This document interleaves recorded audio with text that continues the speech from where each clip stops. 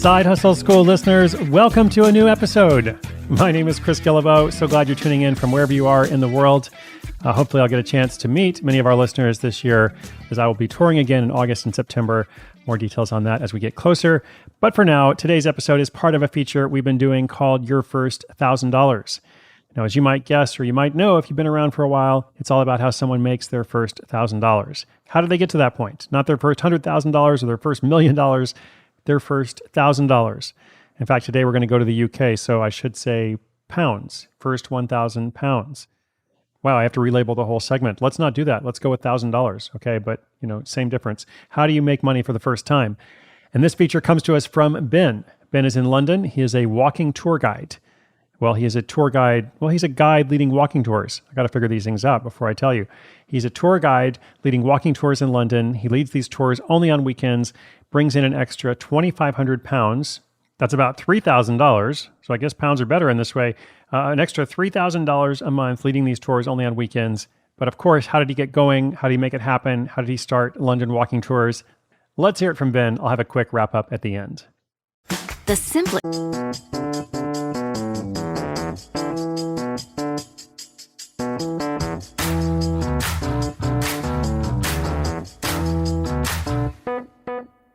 Hi there, this is Ben.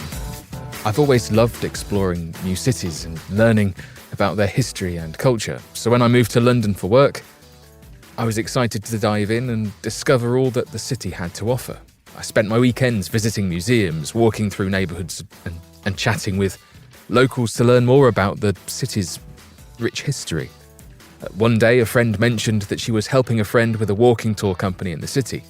She knew that I was passionate about London and had a knack for telling stories, so she asked if I would be interested in leading one of the tours.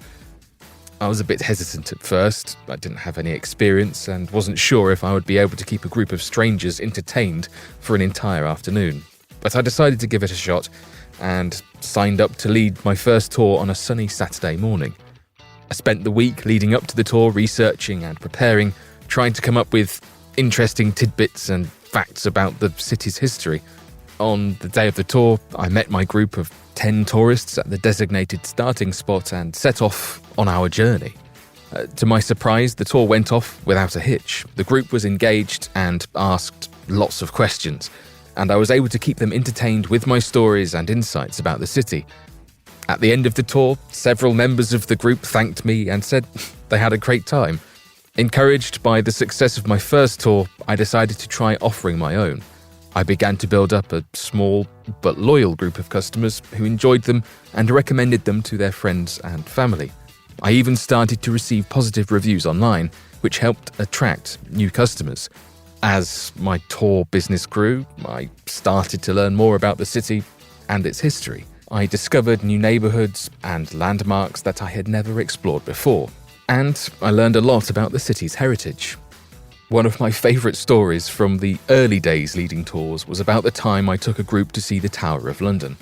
As we were walking through the castle, I started to tell the group about the famous prisoners who had been held there over the years.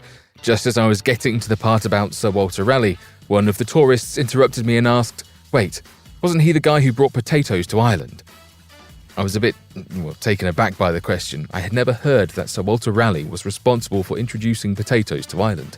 But after a quick Google search, I discovered that the tourist was actually right. Sir Walter Raleigh had indeed brought potatoes to Ireland in the late 16th century. I was so embarrassed. I hadn't known this key fact. But the tourist just laughed and said, "Hey, no worries, I'm still enjoying the tour." In the end, leading walking tours in London ended up being a great part-time gig for me. It allowed me to share my love of the city with others, and it's brought in a steady stream of extra income, about £2,500 per month on average. I've made a few new friends along the way, and I'm grateful for the opportunity to share my passion for London with so many people. Ben, thanks so much. Really appreciate you telling us about your first 1,000 pounds. And listeners, I hope you found it encouraging. Check out London Walking Tours the next time you're in the city, as long as you're there on a weekend, of course, because Ben's busy during the week. And if you've got a question or an update for us about your hustle, let me know what's going on. SideHustleSchool.com/questions. You can also follow me on social media. Or as I said, hopefully I'll be able to see many listeners and readers in person later this year. I'm looking forward to that. For now, take care of yourself, do something to get closer to a goal you believe in, and subscribe, follow, come back tomorrow. My name is Chris Guillebeau. This is Side Hustle School.